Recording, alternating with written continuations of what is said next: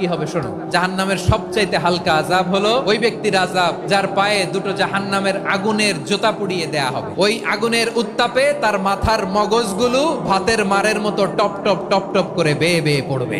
জাহান্নামের অবস্থা এত ভয়ঙ্কর হবে, জাহান্নামের ভেতরে লক্ষ লক্ষ কোটি কোটি কাফির মুশরিককে দেওয়ার পরেও জাহান্নাম বলবে আরো আছে নাকি, আরো দাও, আমার ক্ষুধা নিবারণ হয় নাই। জাহান্নাম এত উত্তপ্ত হবে, জ্বলন্ত হবে, ভয়ঙ্কর হবে, জাহান্নামের এক অংশ আরেক অংশকে খেয়ে ফেলবে। আল্লাহু আকবার।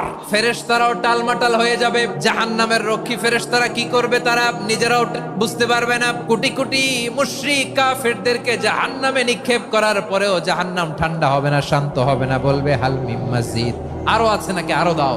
তখন আল্লাহ তাআলার কুদরতি পা জাহান্নামের ভেতরে ঢুকিয়ে দিবেন। দেওয়ার সাথে সাথে জাহান্নাম থেকে আওয়াজ আসবে, কত কত বিইজ্জাতিকা ওয়া বিকদরিক, আল্লাহ বিইজ্জাতিকা ওয়া বিকারামিক, আল্লাহ আপনার